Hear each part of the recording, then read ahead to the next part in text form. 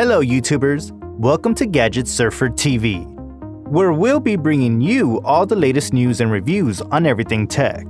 As we prepare for the release of the PS5, we'll be diving into great detail their new controller, the PS5 Dualsense.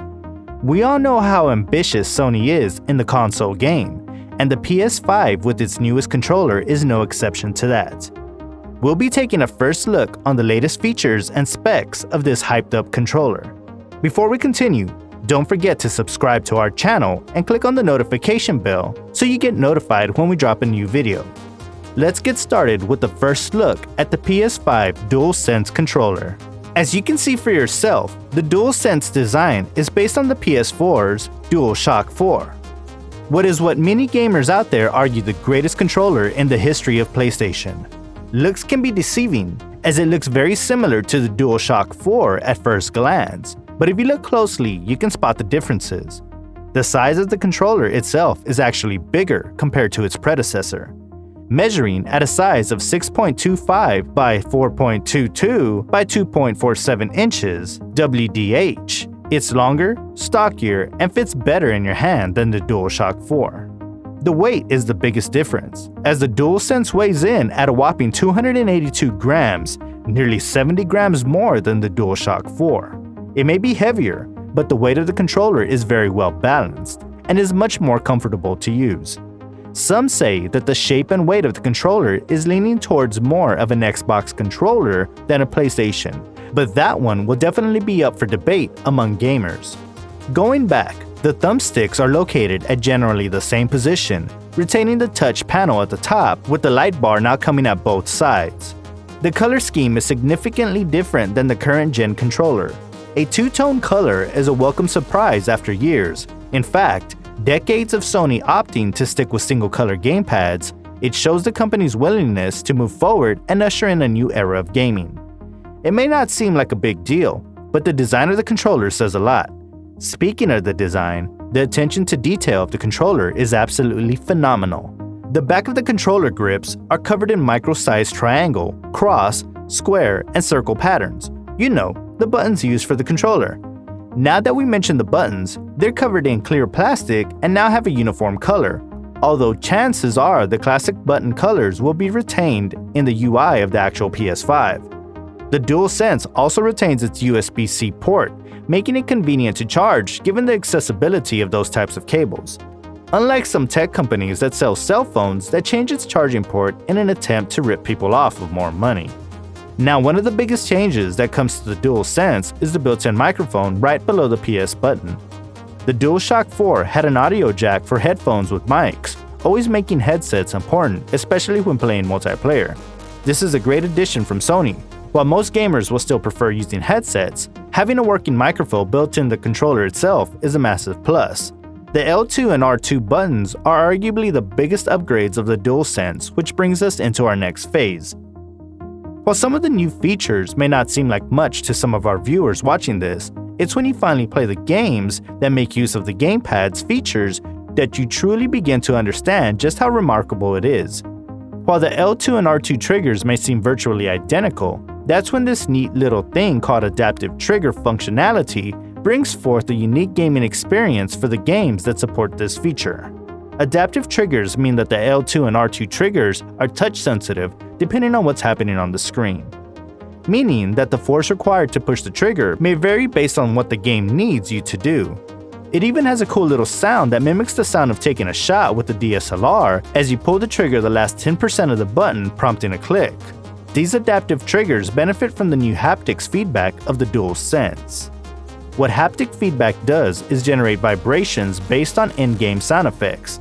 Despite it not being fully automated, Dualsense's haptic feedback automatically generates high-quality vibrating waves based on in-game audio. It's hard to explain haptics in a video. The best way to understand is for the gamer to have the actual thing in their hands. But in an effort to make you understand it better, think of how games and its developers intend to use the new feature. From Software's Demon's Souls will use different responses based on whether a player's attack or parry is successful. Spider-Man. Miles Morales has shown that haptic feedback will indicate where attacks are coming from and adding a rumble that moves one side to the other when Miles attacks.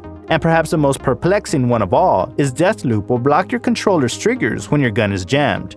It looks like games are making the most of all the new features of next-gen consoles. In fact, the slightest in-game effects could give players more precise feedback through the controller. Talk about an entirely new gaming experience. While haptic feedback has been around for a long time, as nearly as the Nintendo 64, it's clear that Sony is looking for new ways to incorporate pre-existing concepts with the modern technology we have. Gone is the share button of DualShock 4, and it is replaced with what is called the Create button. As quoted by Sony themselves, the Create button will pioneer new ways for players to create epic gameplay content to share with the world or just to enjoy for themselves. Ever since wireless controllers became the norm with the PS3, there's been a long discussion among gamers on controllers that have a long battery life. Nobody wants to charge controllers for 2 hours with only being able to use them for the same amount of time. The DualShock 4 got a lot of criticism for its use of a rather small 1000 mAh battery. The Dualsense plans to rectify that with its 1560 mAh, not the biggest size difference, but enough difference for it to last a couple more hours than the DualShock 4. It would have been nice to see a DualSense working on a PS4. Sadly, we won't be able to get that. Sony confirmed that you won't be able to play PS5 games with your old PS4 controller, making the chances of using a DualSense on a PS4 relatively slim. It makes sense on Sony's part as they usher in a new console. They'll want to distance themselves from the current gen console for the next couple of years. Still, it's nice to dream, ain't it? Thankfully, the PS5 will already come with one DualSense controller. We are blessed that this is Sony, not Apple. If you'd like to buy another controller, the price may be a bit hefty. The DualSense will come at a price of $69.99. That's more expensive than most games available. It may be steep, but that's the price you have to pay in order to have a second controller, which we all know will come in handy if you want to play multiplayer games with your friends. Fighting games like Tekken, UFC, and team sports games such as NBA 2K, Madden, and FIFA. Rest assured that if you do decide to spend on another controller, you will get every penny's worth, as the DualSense will probably end up being the greatest gaming controller Sony has ever had, for now. Nothing like diving in deep into the controller's detail to get us ready for the PS5 hype. The PS5 will be available in just a few short days, and some countries and gaming magazines already have the console at their disposal as they are ready to take gaming to the absolute next level. With all the new features and components that the DualSense has to offer, we just can't wait until we play the games we've been dying to play ever since Sony announced their development for this next-gen console. And this controller, just like its console, is going to be the next big thing. Did you enjoy our video? What was your favorite part? Are you all ready for the PS5? Drop a comment below letting us know what you think and how you feel. Don't forget to like this video, subscribe, and ring on that notification bell so you get notified when we upload a new video.